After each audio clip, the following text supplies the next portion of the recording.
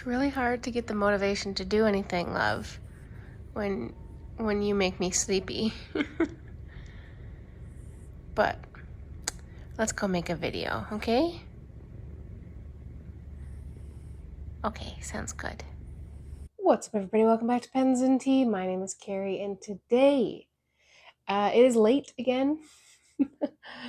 I've spent the vast majority of the day on the couch, either sleeping or watching TV. Mostly because I'm pretty sure I'm getting sick again. I've spent the last 2 days around sick people, and I'm not feeling super hot today. So we shall see if I'm able to continue on with the posting every weekday for the month of December. I'm going to try my hardest, but we shall see. But while I still have enough energy, I thought I would talk about a video that I did last year. No, not last year, the year before. I don't know, one of the two. Where I talked about getting rid of my entire fountain pen collection and only keeping 5 fountain pens. In real life, not going to happen, but this is the 5 I would keep out of my entire collection. However, Canada Post is going back to work. They are being forced back, and they're going to have like a couple weeks worth of like catch up to kind of go through all their parcels. So I'm not going to do the pen sale, my fountain pen sale, until January to give them time to do that catch up. But I'm going to be sticking fairly close. Like, I'm going to be selling the majority of my fountain pens. So this was a really hard video to make because I realized how obsessed with my fountain pens I am. But I have a good 30 right now that will be going up for sale. I did post a video a few videos ago, so if you check out the channel, you'll see what I decided then to put for sale. Those are still going to be there, and there may or may not be a few more. But anyways, I digress. So before I talk about my official 5, I want to talk about 4 that were like really close to being in the 5. Because they're all really special fountain pens for me. And that is the Pilot Custom 74 with a medium nib. I adore this pen, and the reason being is because this nib, the way that it writes, is unlike any other pen that I have, because the medium nib is so bouncy. It literally feels like shock absorber on your car. And I feel like this pen is a bit polarizing because people either love that or hate that, but I absolutely love it. I always have plans to pick up another one. I kind of want like that icy blue color or like the forest green one, but I just haven't done it yet. So this was really, really close to being in my top 5, but I do have so many Pilot pens that I did choose other ones over this one. Another one that breaks my heart a little bit is the Lamy 2000. I adore this pen. It is one of my oldest fountain pens. It was the first really expensive fountain pen I ever bought that I was actually scared to buy because I heard so many like mixed things about it. But it couldn't quite top the 5.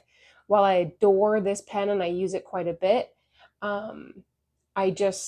there are others in this collection that I feel like I would probably use a little bit more.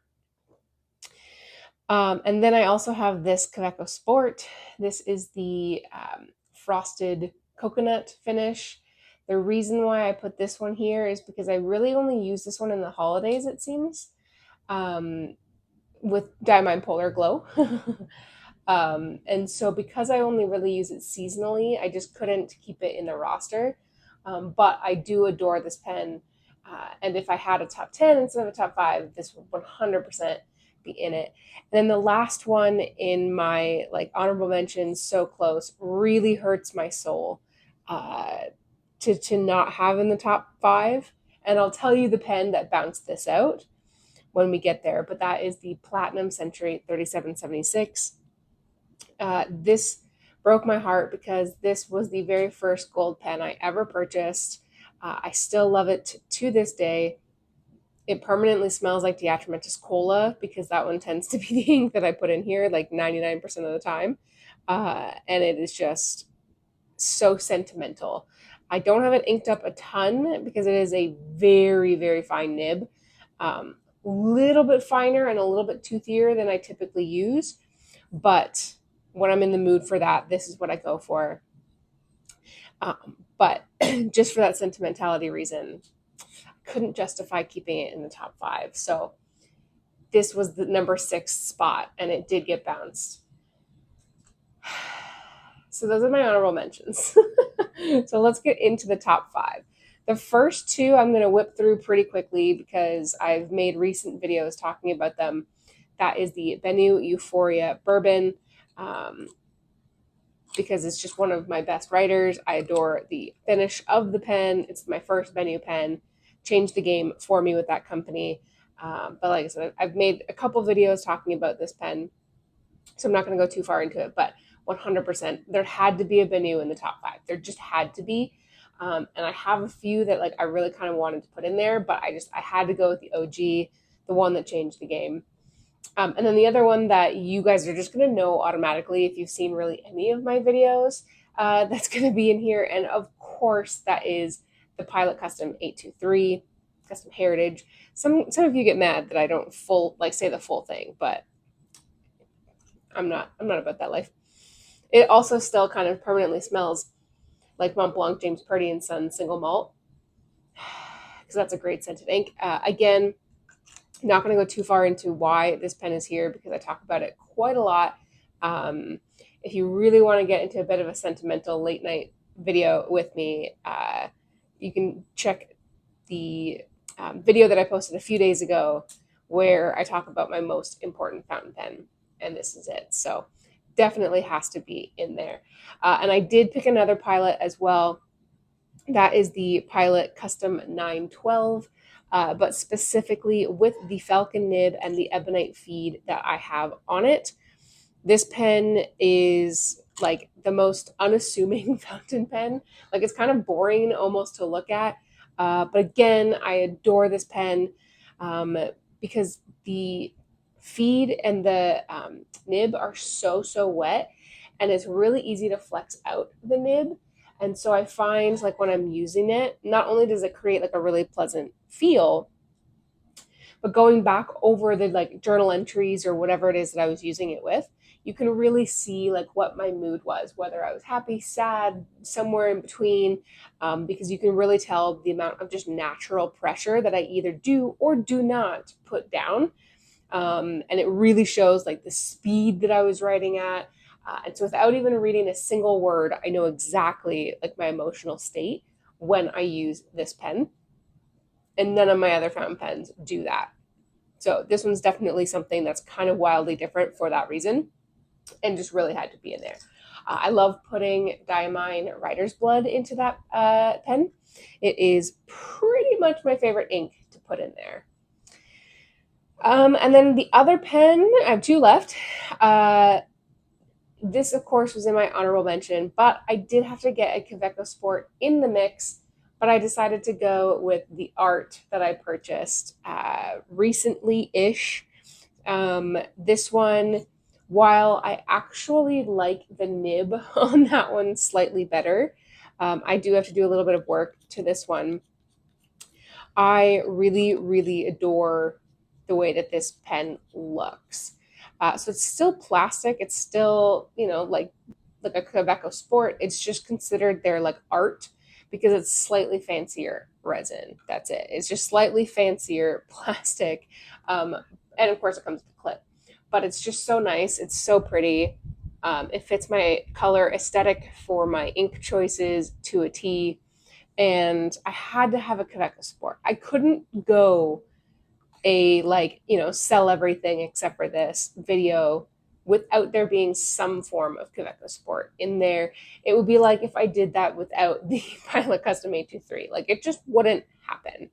So I had to pick a Kaweco, and I decided to go the fancy version because it's stunning, and it was one of the pens. If you watched I think it was the last video or the video before that, I can't quite remember now.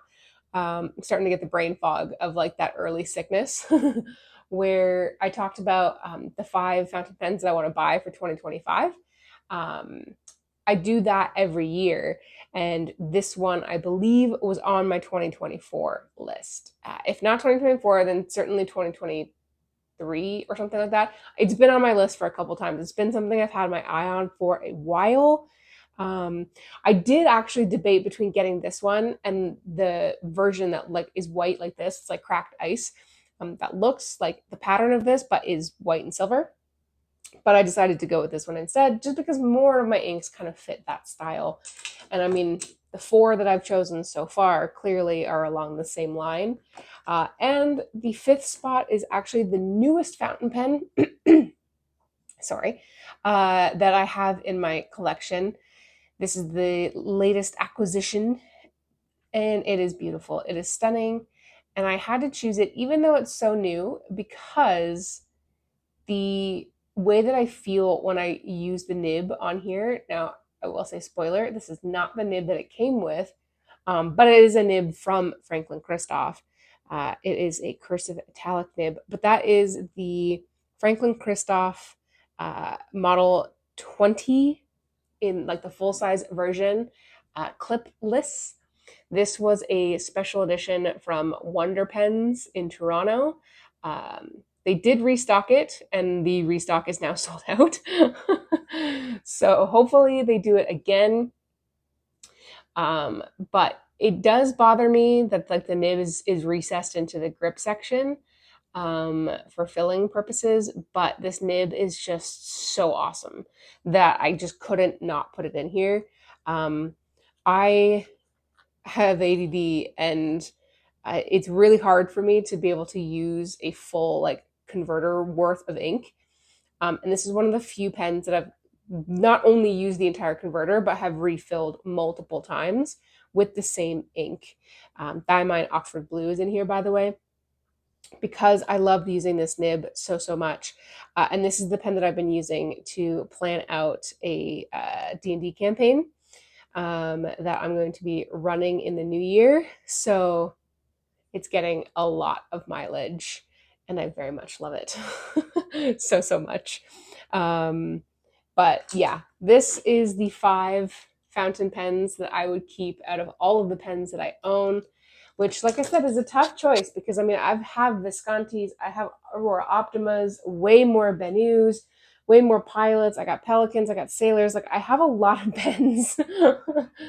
um, but these are the 5 that I chose. But I am curious to know in the comments down below if you had to do the same thing, you had to keep only a select few of your fountain pens, what would they be and why, basically? Is it just because you like them, or is there a story behind it? That kind of good stuff.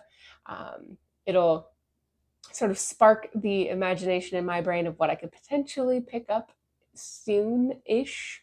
While you're down there, you might as well hit the description. You'll find a link to my Patreon if you'd like to help support me.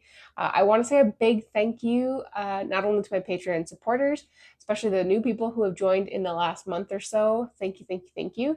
But I've gotten a couple super thanks on my YouTube in the last little bit, which like is basically like if you look in the bar below, there's a button that literally says like super thanks or thanks, which is just like a one-time like donation to the channel basically, and you can do whatever you want. And this is pretty much the first time I've ever had them, and so it was really nice, and I appreciate it a lot. So I just wanted to say a big thank you. Of course, I comment on the comments that get put down there for that, saying a big thanks, but still, it means a lot. And if you were the ones that have done it, you're probably still watching, 14 minutes in. So big, big thank you. But I'm going to go make a cup of tea, watch a movie, and go to bed. I don't know if I'll watch the whole movie because it's like 9 o'clock already, which for feeling the way that I feel is pretty late. But anyways, thank you guys for watching. And I will see you hopefully tomorrow.